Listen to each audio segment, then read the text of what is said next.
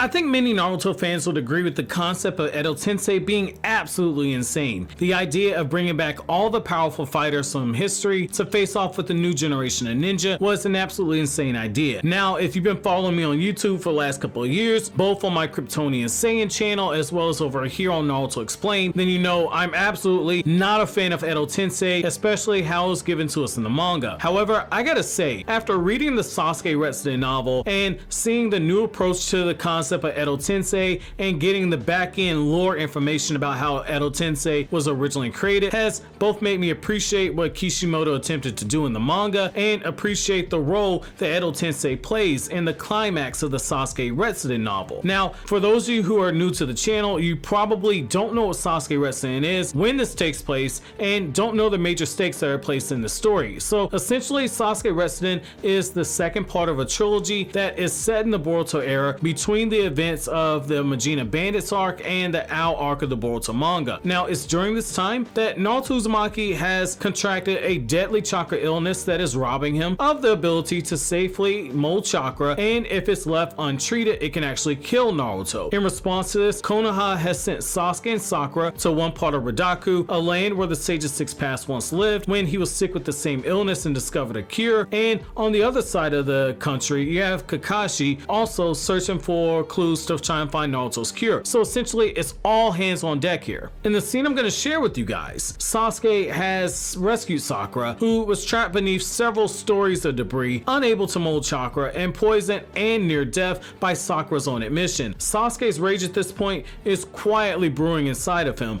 as he looks to confront the person who stabbed Sakura and poisoned her and nearly killed his wife, a man named Gigi, who Sasuke once shared a cell with and actually considered to be a friend and has now been betrayed by. Standing between Sasuke and his target is an entire army of Edo Tensei who have been summoned from the dead and are being controlled by the very same Gigi. However, this version of Edo Tensei that Gigi is using is drastically different than the one that Orochimaru and Kabuto used. Gigi's version is a more sick and twisted version, using the mixed DNA that was gathered from fossils to reanimate dragons and dinosaurs, and a massive titan that is several stories high in size and big enough that it dwarfs the entire prison institute itself once the creature stands up. To get a better idea of the scene I'm going to share with you guys, I want you guys to picture the scene from 300 where we have the 300 Spartans who are staring down the Persian Empire. Now, they're facing down overwhelming odds. Now, this is basically Sasuke in the Edo Tensei that Sasuke has rewritten the Edo Tensei contract with by using his Sharingan. The creature's name is Minnow, and Minnow isn't a pushover, being powerful enough that he was able to keep up with Sasuke in a suppressed state, though once Sasuke got serious in their battle, he gravely injured Minnow when they were fighting. However, the difference is that Sasuke isn't a Spartan. He's arguably the strongest ninja on the planet who isn't named Naruto Uzumaki, and let's not forget, Sasuke is really pissed off at this point. It's gotten to the point where Sasuke is thinking about whipping out his perfect Susanoo and just laying waste to the entire area, which doesn't bode well for Gigi. After locating Zanzaro and Gigi, Sasuke and Minnow stare down the hundreds of Edo Tensei in front of them, and Sasuke prepares to enter into battle. So what I'll do for you guys now is read the scene in question, then come back to you guys with my thought, and it's here I'm going to begin quoting. All eyes were on Sasuke and Minnow. Sasuke was about to take the dragons and beasts as they were heading towards him in heaps. He could take them all out in an instant by using his Susanoo or his Chidori, but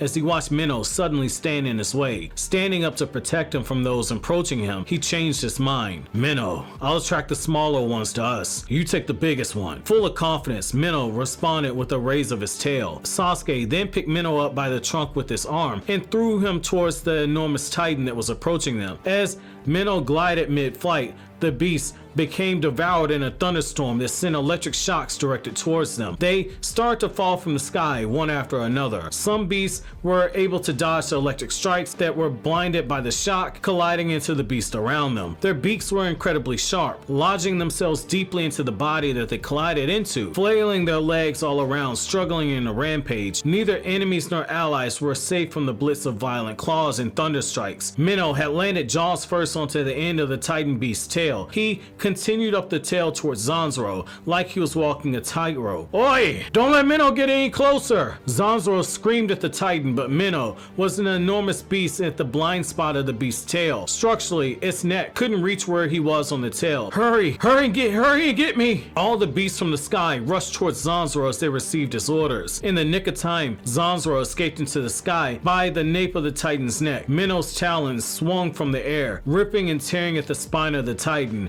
The beast roared, twisting its body as it tried to shake Minnow off. In the face of defiance, Minnow jumped back onto the ground and ran back to Sasuke. Zanzaro pushed his glasses up as he tried to catch his breath. Minnow, as if you could be any more trouble. Zanzaro couldn't help but be annoyed at the fact that he was no longer in control of the being that bared its fangs at him. Perhaps it was at the command of Minnow's new owner. Prisoner number 487, Sasuke Uchiha. Sasuke stayed above the ground, cutting away at Zanzaro's very valuable war forces. Zanzaro shouted in rage. Just afterwards, he swooped down from the wing of the beast that he sat upon, shouting in a thunderous voice, "What the hell are you waiting for? Kill Sasuke Uchiha! Bring me his head!" As he said that, everywhere in Sasuke's peripheral vision was in the absolute state of war. Sasuke enticed the dragons towards him, skillfully weaving himself in avoidance around the beast as they inflicted damage upon one another, never landing a single strike on him, dodging all of their blows. The beasts knew that their numbers were high, but Sasuke had the advantage, but they'd rather not go against the command of Zanzaro. The lightning strikes were beginning to hit the beast that Zanzaro was upon, dropping him before he could arrive at Sasuke's sight. Nothing good would come of this. Zanzaro spoke to provoke Sasuke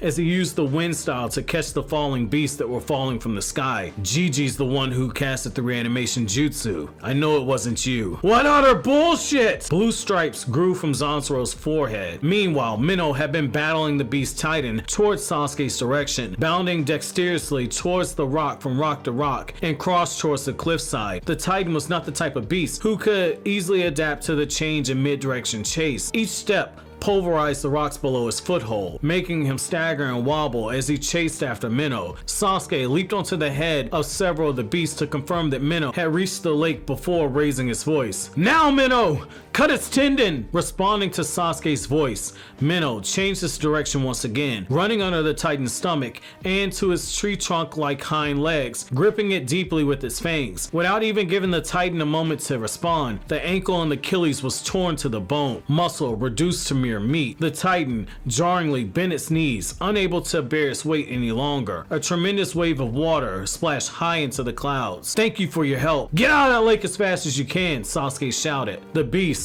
was able to immediately rise to regain its body, thanks to the buoyancy of the water. However, the bottom of the lake was like a swamp, unable to support the weight of the Titan that Zanzaro and Gigi were controlling, submerging him further into the tar-like mud, swallowing its legs. The tension of the mud caused the Titan to sink further and further as it struggled to get up, leaving it immobile. Only its neck was above the surface of the lake. Shit! Its giant body can't get out. Zanzaro was truly annoyed, and he sighed in resignation. He vomited commands down to all of the beasts. Oi! Get him out of that lake! Get him out fast! Sasuke smiled. Zanzaro hadn't yet noticed that he issued a fatal order. It's impossible for the beast to receive more than one command from someone who wasn't the jutsu caster. Ow! Zanzaro's body burst into a crimson flower as he was slammed against the rocks. His body was continuing to fall down the cliff, bouncing against 3 more rocks before finally coming to the ground below. Twisted and distorted, his body was unrecognizable, burnt down to the core. Sasuke went over to Zanzaro's body to confirm his fate. He was covered in dirt and sand from the rocks as he fell, his prosthetic eye no longer in his skull. What a disappointing final moment. All because of your ignorance. All because you didn't know about the jutsu that you were pretending to use. End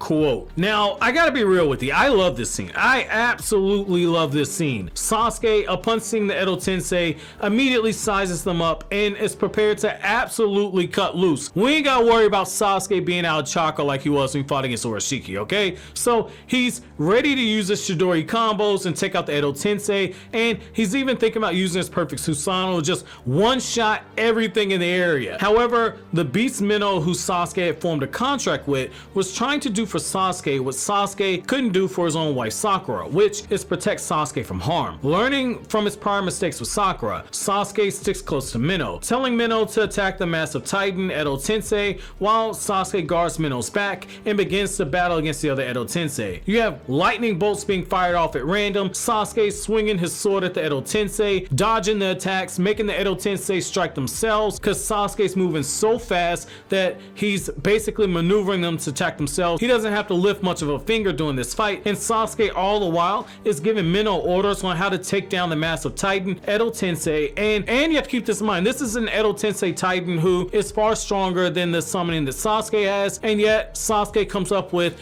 a strategy to where they can defeat this titan as well as make Zansuro take himself out. All while this is happening, you also have the director Zansuro screaming like the little bitch that he is, because he knows that Sasuke's coming after him, and then after he kills him, he's gonna go and kill Gigi, and everything that he's worked for, all his corruption is essentially gonna be washed down the drain. By the time that Sasuke reaches Zansuro, he's fully prepared to take him out, but Zansuro, not knowing the specific versions of the Edo Tensei that's being used, the limitations as well as the restrictions on it, ends up getting himself killed, burned and buried at the bottom of the lake. It's in this moment that we see Sasuke fighting unrestrained, fighting to protect someone who's precious to him all at the same time, and all while he does this, he doesn't take his mind off of Gigi, who Sasuke knows that his wife Sakura is currently engaged with a rematch in, all while this is happening. I can't stress for you guys how insane this has the potential to be if the anime gets hold of this novel, which is one of the best-selling novels in the Naruto franchise, being sent to a second reprint in less than a week of being published. This is a glimpse at the Sasuke Uchiha that we all wanted to see. Sasuke kicking asses and saying fuck your names are not important. The stunning conclusion